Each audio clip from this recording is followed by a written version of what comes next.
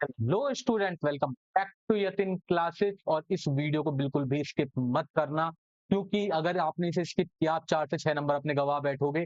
बहुत ही important video है। इसके अंदर मैं आपका एक ऐसा क्वेश्चन करवाने वाला हूं जो बहुत बार पूछा जा चुका है, और एक इंपॉर्टेंट न्यूमेरिकल, एकमात्र न्यूमेरिकल जो पूरी बीएसटी से बनता है, वो मैं इस वीडियो में आप लोगों को कवर करवाने वाला हूं। चलिए स्टार्ट करते हैं। बेटा, सबसे पहली जो चीज आप लोगों को पढ़नी है दैट इज कैपिटल स्ट्रक्चर। मैं लेके आया हूं आपके लिए एनसीईआरटी का आपका ये जो स्क्रीनशॉट है, तो फटाफट इसी में से करवाता हूं कि बेटा देखो कैपिटल स्ट्रक्चर होता क्या है। कह रहा है capital structure is the combination of equity and debt. ठीक है, इक्विटी और डेट एक कंपनी के अंदर कितनी है उसको कैपिटल स्ट्रक्चर बोलते हैं। ठीक है, कैपिटल स्ट्रक्चर की अगर डेफिनेशन देखो, कह रहा है it affects both the profitability and financial risk of the company. What is capital structure? It is the mixture of equity. Equity को कौन सा फंड बोलते हैं बेटा? ओनर का फंड। इक्विटी को कौन सा फंड बोला जाता है? ओनर का फंड। ठीक है, और डेट को कौन सा बोला जाता है बेटा? Borrowed fund. तो कह रहा है इन दोनों का जो भी कॉम्बिनेशन होता है वो कैपिटल स्ट्रक्चर होता है। आगे बात करता है कि कैपिटल स्ट्रक्चर इज ऑप्टिमल। ये बहुत इंपॉर्टेंट क्वेश्चन है, एक नंबर में। कहता है कि ऑप्टिमल कब होगा? कह रहा है जब proportion of debt and equity का इस तरीके से होगा कि इसका रिजल्ट इंक्रीज करेगा वैल्यू ऑफ इक्विटी शेयर। आप लोग फाइनेंशियल मैनेजमेंट का ऑब्जेक्टिव देखो, एकमात्र ऑब्जेक्टिव जो सबसे इंपॉर्टेंट है वो है क्या? Increase in the value of share holder. Share holder की वेल्थ को बढ़ाना है। उसको बढ़ाने के लिए आपको उसके शेयर के प्राइस को बढ़ाना है। कैपिटल स्ट्रक्चर ऑप्टिमल कैसे कहलाएगा? ऐसे कहलाएगा कि उसका जो अर्निंग पर शेयर है वो अगर बढ़े। क्लियर हुआ यहां तक? ठीक है, in other word all decision relating to capital structure should emphasis on increasing the share holder wealth. जो मैंने भी बात बोली वही बात कर रहा है। अब इसके बाद कह रहा है the proportion of debt in the overall capital. इस पूरी कैपिटल के अंदर जो भी प्रोपोर्शन है बेटा किसका? इस डेट का। This is called financial leverage.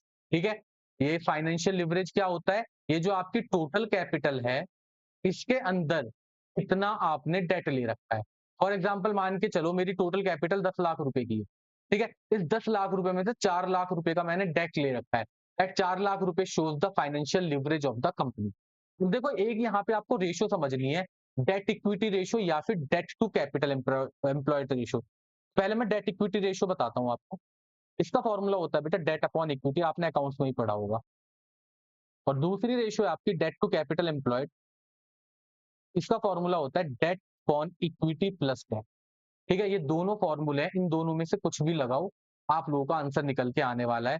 अगर मैं यहीं पे बात करूं फाइनेंशियल लिवरेज कैसे कंप्यूट होना है, कह रहा है या तो डेट अपॉन इक्विटी कर दो या फिर debt upon debt plus equity. तो एक नंबर का क्वेश्चन तैयार होता है, what is the formula of financial leverage? Debt upon equity या फिर debt upon debt plus equity. Clear हुआ यहां तक? एक और फॉर्मूला देखते हैं दैट इज बेटा रिटर्न ऑन इन्वेस्टमेंट। इसका फॉर्मूला होता है EBIT divided by total capital into 100। ये फॉर्मूला बेटा बहुत इंपॉर्टेंट है। अब देखो इससे होता क्या है, क्वेश्चन समझना। आपने डेट लिया मान के चलो 10% पे। क्लियर हो गया? और आपने ये वाला फॉर्मूला लगाया, ROI जो आपका निकल के आता है वो आता है आपका 13%। यहां तक क्लियर हुआ? डेट था 10%, ROI था 13%। जब भी ROI कॉस्ट ऑफ डेट से, कॉस्ट ऑफ डेट मतलब इंटरेस्ट से ज्यादा होगा, आपका वो कहलाएगा फेवरेबल फाइनेंशियल लिवरेज। क्या कहलाने वाला है बेटा? Favourable financial leverage. और अगर रिटर्न ऑन इन्वेस्टमेंट कम होगा कॉस्ट ऑफ डेट पे, फॉर एग्जांपल इसको उल्टा कर दो कि डेट तो हो गया 13% पे और आपका ROI निकल के आता है 10% पे। अगर उल्टा हो जाए, ROI कम हो और कॉस्ट ऑफ डेट ज्यादा हो, तो वहां पे बेटा ये आपका अनफेवरेबल बन जाता है। ठीक है, अनफेवरेबल क्या चीज? Financial leverage. ये बहुत आगे काम आने वाला है आप लोगों के न्यूमेरिकल में। तो आगे बढ़ते हैं, आगे देखते हैं क्या कहता है। यहाँ पे आप लोगों के एनसीईआरटी की पॉइंट कहता है capital structure refers to the mix between owner and borrowed fund. ये मैंने आपको करवा दिया, ये आप लोगों को फॉर्मूला है, ये फॉर्मूला मैंने आप लोगों को पूरा पूरा कंप्लीट करवा दिया इसी वीडियो के अंदर। ठीक है, अनफेवरेबल फाइनेंशियल लिवरेज भी मैंने आप लोगों को कवर करवा दिया। अब बात करते हैं ट्रेडिंग ऑन इक्विटी की। ये बहुत इंपॉर्टेंट है बेटा, ट्रेडिंग ऑन इक्विटी क्या होता है? देखो अभी मैंने आप लोगों को बताया बेटा, जब भी आप लोगों का ROI ज्यादा होगा कॉस्ट ऑफ डेट से, ROI ज्यादा होगा कॉस्ट ऑफ डेट से, तो होगा क्या जब आरओआई ज्यादा होगा, इसकी वजह से आपका अर्निंग पर शेयर इंक्रीज होगा, और जब अर्निंग पर शेयर इंक्रीज होता है बिकॉज ऑफ डेट कंपोनेंट, तो आप लोगों का ये कहलाता है trading on equity. Trading on equity, इसको और अच्छे से समझते हैं, ध्यान से समझना। आपने अपनी फर्म के अंदर कोई कर्जा नहीं लिया, तो सारा का सारा पैसा किसका होगा? इक्विटी का होगा। अगर डेट लेने की वजह से आपका उस पे अर्निंग पर शेयर इंक्रीज हो जाता है, मतलब जो आप पैसा कमा रहे थे पर शेयर पे वो और इंक्रीज हो जाता है, उससे अगर आपको फायदा हो रहा है, अगर वो वैल्यू बढ़ रही है, that is called trading on equity. और डेट की वजह से अगर वो वैल्यू कम होती जा रही है ईपीएस की, तो वो ट्रेडिंग ऑन इक्विटी नहीं है। ये ट्रेडिंग ऑन इक्विटी पूरा का पूरा समझ में आएगा जैसे ही न्यूमेरिकल करवाऊंगा, ठीक है? वहां पूरा का पूरा आपको समझाता हूँ। पहले इसकी डेफिनेशन पूरी की पूरी आप लोगों को क्लियर करवा देता हूँ। It refers to increase in profit earned by the shareholder due to presence of fixed financial charges like interest। Interest कब होगा? जब आप डेट लोगे। डेट की वजह से अगर आपका प्रॉफिट बढ़ता है, तो आपके लिए क्या कहलाएगा? Trading on equity. Trading on equity happens when the rate of earning of an organisation is higher than the cost of which fund have been borrowed. मैंने बताया ना, आरओआई जब भी ज्यादा होगा किससे? कॉस्ट ऑफ डेट से। मतलब कॉस्ट ऑफ डेट किसको बोलते हैं बेटा? इंटरेस्ट को। इंटरेस्ट से ज्यादा जब भी आरओआई होगा, तो आप लोगों का ट्रेडिंग ऑन इक्विटी होगा। As a result, equity share holder get higher rate of dividend per share. होगा क्या कि इसकी वजह से जो शेयर होल्डर है ना, उन्हें हर शेयर पे एक ज्यादा का ज्यादा प्रॉफिट मिलने वाला है, डिविडेंड मिलने वाला है। The use of more debt along with the equity share increases EPS. अगर आप डेट को इक्विटी के साथ यूज करोगे ना, तो ईपीएस बढ़ता चला जाएगा, क्योंकि that carries fixed amount of interest which is tax deductible. एक तो इंटरेस्ट कम हो रहा है और टैक्स कम हो रहा है। ये मैं दोनों चीजें आप लोगों को अभी न्यूमेरिकल में समझाता हूँ, ये आपको और अच्छे समझ में आएगा। ये आपका एनसीईआरटी का एक क्वेश्चन है, इसी तरीके का क्वेश्चन बन के तैयार भी होगा जो आप लोगों का एग्जाम में आएगा। ठीक है, क्या कह रहा है? टोटल फंड यूज कितने रुपए का किया आपने? 30 लाख रुपए का। ठीक है, इंटरेस्ट रेट कितना है? 10% का। टैक्स रेट कितना है? 30% का। और ईबीआईटी कितने का है बेटा? 4 लाख रुपए का। ठीक है, तीन सिचुएशन दी है, तो इन तीनों सिचुएशन को आपको करवाता हूँ। देखो, एक फॉर्मूला करवा देता हूँ कि किस तरीके से आप लोगों को चीजें निकालनी है। सबसे पहले आप लिखोगे EBIT. EBIT stand for earning before interest and tax. इसमें से माइनस करेंगे इंटरेस्ट को, तो ये निकल के आता है बेटा अर्निंग बिफोर। क्लियर? इसमें से माइनस करूंगा टैक्स को, तो ये निकल के आएगा बेटा अर्निंग आफ्टर। क्लियर? अब इस क्वेश्चन में आप देखोगे तो हम एक ना शेयर की वैल्यू 10 रुपए लेके चलते हैं। ठीक है, कुछ नहीं दिया हुआ तो आपको मान के चलना है 10 रुपए का। ठीक है, ये 10 रुपए का मैंने शेयर ले लिया, ये आप लोगों के सामने क्वेश्चन है। सिचुएशन 1 कह रहा है कि आपने डेट का बिल्कुल यूज नहीं किया। ये डेट दे रखा है आपको, कह रहा है सिचुएशन 1 में डेट का यूज नहीं किया, तो अर्निंग पर शेयर निकाल के दिखाओ। बेटा एक ईपीएस का फॉर्मूला लिख देता हूं पहले यहाँ पे। अर्निंग पर शेयर का फॉर्मूला होता है earning after tax upon number of equity share. Number of equity share. अगर 30 लाख रुपए के हैं, 10 रुपए का एक है, तो पहले केस में कितने शेयर हो जाएंगे? 3 लाख शेयर। यहां तक क्लियर? देखें, फटाफट वैल्यू को पुट करते हैं। सबसे पहले EBIT earning before interest and tax कितना दे रखा है बेटा? 4 लाख रुपए। मैंने यहाँ पे लिख दिया 4 लाख रुपए। क्लियर हुआ? इंटरेस्ट को माइनस करते हैं। पहली सिचुएशन में देखोगे तो आपने कोई डेट ही नहीं लिया, तो इंटरेस्ट भी नहीं होगा, तो यहाँ पे आपका इंटरेस्ट क्या चला जाएगा? नील। अर्निंग बिफोर टैक्स कितना आ जाएगा? ये आ जाएगा आपका 4 लाख रुपए। क्लियर हुआ यहाँ तक? ठीक है, आगे क्या कर रहा है? टैक्स को माइनस करो। मैंने कहा ठीक है जी, टैक्स माइनस करते हैं। टैक्स कितना परसेंट बोला हुआ इन्होंने? टैक्स बोला हुआ है बेटा 30%। ठीक है जी, 30% ले लेते हैं। 4 लाख का 30% आ गया बेटा 1,20,000। यहाँ तक कोई दिक्कत? इसको टोटल करोगे तो ये आ गया 2,80,000। ये अर्निंग आफ्टर टैक्स आ गया। अब आपको यहाँ पे निकालना है अर्निंग पर शेयर, कि अर्निंग पर शेयर आप कितना कमा रहे हो। फटाफट से सिचुएशन को देख लेते हैं, फॉर्मूला देखते हैं अर्निंग पर शेयर का। Earning after tax upon number of share. यहाँ पे शेयर कितने आए थे? 3 लाख। क्लियर? फटाफट से कर लेते हैं। 2,80,000 divided by 3 lakh, that will be 0.93%। 0.93 पर शेयर। क्लियर हुआ पहला केस कि अगर डेट नहीं था तो आप अर्निंग पर शेयर कितना कर रहे थे। सेकंड केस लेते हैं। सेकंड सिचुएशन में क्या कहता है?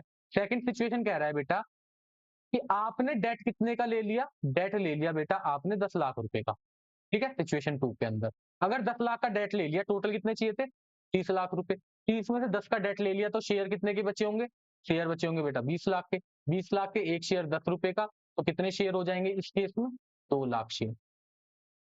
यहां तक क्लियर हुआ, क्योंकि 20 लाख का इक्विटी हो गया होगा और 10 लाख रुपए का डेट हो गया होगा। तो लिख लेते हैं फटाफट सेम सिचुएशन। यहाँ पे मैं दूसरा पेन यूज करता हूँ आपका, 4 लाख रुपए। अब कह रहा है इंटरेस्ट कितना होगा बेटा, इंटरेस्ट में देखोगे आप 10 लाख रुपए का लोन लिया है, इंटरेस्ट रेट 10% का, 10 को यूज कर लेते हैं यहाँ पे, तो ये आ गया आपका 1 लाख रुपए। इसको टोटल करोगे it would B 3 lakh. Tax 30% था, 90,000, इट वुड बी 2 लाख 10,000।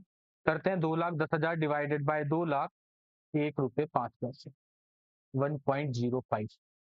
समझ रहे हो, यहाँ पे कोई डेट नहीं था तो अर्निंग पर शेयर 0.93 आया। यहाँ पे डेट था 10 लाख रुपए का, अर्निंग पर शेयर कितना आ गया 1.05। पूरा समझाता हूं अभी, देखो तीसरी सिचुएशन कर लो, उसके बाद देखो और अच्छे से समझ में आएगा। यहाँ पे कितने का डेट था, 20 लाख। क्लियर, अगर 20 लाख का डेट था तो बेटा सिंपल सी बात है कि अगर 20 लाख का डेट है, 10 लाख की इक्विटी होगी, 10 लाख की इक्विटी होगी तो 10 लाख डिवाइडेड बाय 10, कितने शेयर हो गए, 1 लाख शेयर। कितने शेयर आ गए, 1 लाख। फटाफट सिचुएशन में पुट करते हैं, एक और पेन यूज कर लेते हैं यहाँ पे। 4 लाख रुपए, 20 लाख का डेट है तो 2 लाख रुपए का ब्याज हो गया, टोटल कितना बच गया है, 2 लाख। टैक्स लगा दो 30%, 30% टैक्स लगाया तो कितना आया, 60,000। कितना बचा, 1,40,000। 1,40,000 डिवाइडेड बाय 1 लाख, तो 1.4 आएगा वैसे तो, 1.4 सिचुएशन समझ में आ रही है। क्वेश्चन यही कह रहा है कि अगर डेट का यूज करने की वजह से, देखो यहां कुछ नहीं था तो 0.93, 10 लाख का यूज किया तो ये 1.05 हो गया, 20 लाख का यूज किया तो ये 1.40 हो गया। मतलब अगर डेट के यूज की वजह से आपके अर्निंग पर शेयर की वैल्यू बढ़ती है, इसी को ट्रेडिंग ऑन इक्विटी बोलते हैं। क्लियर हुआ, ट्रेडिंग ऑन इक्विटी जो मैंने आप लोगों को समझाया था। अब बात क्या आती है कि ट्रेडिंग ऑन इक्विटी कैसे पता चलेगी कि ज्यादा आएगी या कम आएगी, जब तक आपका आरओआई, ट्रेडिंग इक्विटी सही है नहीं है, हो रहा है नहीं है, वो देखना है आपको। अगर आरओआई कॉस्ट ऑफ डेट से ज्यादा है, आरओआई निकाल के देख लो बेटा। आरओआई का क्या फॉर्मूला है आप लोगों का, आरओआई का फॉर्मूला क्या बताया था मैंने, EBIT upon total capital into 100। Earning कितना था, 4 लाख रुपए, डिवाइडेड बाय टोटल कैपिटल कितने की थी बेटा, 30 लाख की, मल्टीप्लाइड बाय 100। कर लो फटाफट, 4/30 इंटू 100 करेंगे, it would be 13.33%। Cost of debt कितनी थी, कितने परसेंट का इंटरेस्ट था, 10%। ये कितना आ रहा है, 13.33। ये कितना आ रहा है, 10%। जब तक इंटरेस्ट रेट से आरओआई ज्यादा होगा, फेवरेबल फाइनेंशियल लिवरेज रहेगा, वहीं पे ट्रेडिंग ऑन इक्विटी होगी। अगर क्वेश्चन कहता है कि अगर कॉस्ट ऑफ डेट ज्यादा है और आरओआई कम है, क्या ट्रेडिंग ऑन इक्विटी होगा, नहीं होगा।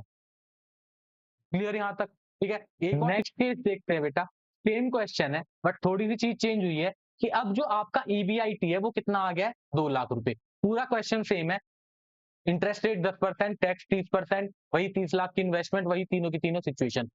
अब अगर ईबीआईटी 2 लाख आ गया, पहले एक बात आप ना आरओआई निकाल लो इसका। मैंने आरओआई निकाल के देखा, फॉर्मूला मैंने पहले ही लिख दिया, कितना है, 2 lakh divided by 30 lakh into 100। Total capital 30 lakh की थी, और 2 डिवाइड बाय 30 इंटू 100 करूंगा, it would B 6.67%।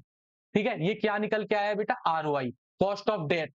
Cost of debt किसे बोलते हैं बेटा, इंटरेस्ट को। इंटरेस्ट कितना परसेंट था, 10%। अब देख रहे हो, कॉस्ट ऑफ डेट ज्यादा हो गया, आरओआई कम हो गया, इसको बोलते हैं अनफेवरेबल फाइनेंशियल लिवरेज। यहां ट्रेडिंग ऑन इक्विटी नहीं होगी, यहां जितना ज्यादा डेट यूज करोगे ईपीएस उतना कम आता जाएगा। तो सिंपल सी बात, एक अगर क्वेश्चन आ जाए, ईपीएस कब बढ़ेगा डेट के कंपोनेंट से, जब आरओआई ज्यादा होगा इंटरेस्ट रेट से। क्लियर हुआ, अगर आरओआई कम है इंटरेस्ट रेट से, उस टाइम पे ईपीएस यूज करने की वजह, डेट को यूज करने की वजह से ईपीएस कम होता चला जाएगा। सेम क्वेश्चन है, सेम सिचुएशन को फटाफट से पुट करके देखते हैं। ठीक है, ये क्वेश्चन है आप लोगों का। पहली सिचुएशन में सबसे पहले आपका ईबीआईटी आता है बेटा, ईबीआईटी में से आप लोगों ने माइनस कर दिया किसको, इंटरेस्ट को, तो आपका निकल के आता है अर्निंग बिफोर टैक्स। माइनस करते हो टैक्स को तो आपका निकल के आता है क्या, अर्निंग आफ्टर टैक्स। यहां तक कोई दिक्कत, फटाफट पहली सिचुएशन लेते हैं, कितने रुपए का ईबीआईटी है, 2 लाख रुपए का। पहले केस में डेट था ही नहीं, डेट क्या था बिल्कुल बेटा, नील। डेट क्या था यहाँ पे, नील। डेट नील है, सारा का सारा पैसा किसका होगा, इक्विटी का, तो इंटरेस्ट कुछ है नहीं, ईबीटी 2 लाख रुपए। टैक्स कितना परसेंट था, 30%, 60,000 लगाओ, यहाँ फॉर्मूला निकल के कितना आ गया, 1,40,000। ठीक है, ईपीएस का फॉर्मूला फटाफट से लिख लेते हैं एक बार, क्या था ईपीएस का फॉर्मूला, जल्दी से रिवाइज कर लो। ईपीएस इज इक्वल्स टू क्या था, earning after tax divided by number of equity shares into 100 था, नहीं था। ठीक है, EAT upon number of equity share, जल्दी से फटाफट देखते हैं कितना आ रहा है, 1,40,000 का ईएटी है और number of equity share 3 lakh है, तो आपका आ गया ये 0.46। ईपीएस निकल के आ रहा है 0.46। क्लियर हुआ पहला केस। चलिए जी सिचुएशन 2 देखते हैं। अगेन 2 लाख रुपए का। ठीक है, यहाँ पे देखो सेकंड सिचुएशन में क्या कह रहा है, कॉस्ट ऑफ डेट जो है अब वो 10 लाख रुपए की, मतलब डेट 10 लाख का है, कॉस्ट ऑफ डेट नहीं है, 10 लाख का डेट है, तो शेयर्स कितने के बचे होंगे सर, 20 लाख के। 20 लाख के बचे 10 रुपए के हिसाब से कितने शेयर हो गए सर, 2 लाख शेयर हो गए। सेकंड सिचुएशन में 2 लाख शेयर आ जाएंगे। यहाँ तक क्लियर हो रहा है, फटाफट से यहाँ लिखना शुरू करेंगे, इंटरेस्ट माइनस करेंगे, कितने रुपए का माइनस हो जाएगा बेटा, 1 लाख रुपए का। कितना बचा आप लोगों का, ये 1 लाख रुपए। ठीक है, ये तुम दिखाई नहीं दे रहा होगा आपको। 1 लाख में से टैक्स माइनस करेंगे कितने का, 30,000 का, कितना बच के आ गया आप लोगों का, ये 70,000। 70,000 को डिवाइड कर दो 2 लाख से, इट वुड बी 0.35। देख लो पहले केस में कितना आया था 0.46, दूसरे केस में कितना निकल के आ रहा है 0.35। पिछले केस में अगर आप देखोगे ना, अर्निंग पर शेयर बढ़ रहा था तीनों केसों में, जैसे जैसे डेट ज्यादा वैसे वैसे ईपीएस ज्यादा। इस वाले केस के अंदर जैसे जैसे डेट ज्यादा वैसे वैसे ईपीएस कम हो रहा है। क्यों, क्योंकि आरओआई आप लोगों का बेटा कम है। समझ में आ रही है सिचुएशन, क्या यहाँ ट्रेडिंग ऑन इक्विटी है, नहीं है। ट्रेडिंग ऑन इक्विटी कब होता है, जब आरओआई ज्यादा होता है कॉस्ट ऑफ डेट से। ठीक है, तीसरी सिचुएशन ले लेते हैं, डेट कितने का हो गया अब आपका 20 लाख का, तो आप लोगों के शेयर कितने के बचे होंगे 10 लाख के, 10 लाख से 10 का डिवाइड किया, नंबर ऑफ शेयर आ गए 1 लाख। फटाफट तीसरी सिचुएशन कंप्लीट करते हैं। अगेन 2 लाख रुपए का आपका ईबीआईटी आ गया, टैक्स ये कितना हो जाएगा आप लोगों का 2 लाख रुपए, यहाँ तो आपका यही नील आ गया। सिचुएशन यही खत्म हो गई भाई, आगे बढ़ने की जरूरत ही नहीं है। टैक्स किस पे लगाओगे जब पैसा ही नहीं बचा, सारा का सारा तो आपने इंटरेस्ट में दे दिया, तो यहाँ तो जीरो ही हो गया आपका, नील ही हो गया। क्लियर हो रही है सिचुएशन, ये कहता है सिंपल सी कि अगर आरओआई ज्यादा है कॉस्ट ऑफ डेट से तो ट्रेडिंग ऑन इक्विटी है, उसको फेवरेबल फाइनेंशियल लिवरेज बोलते हैं।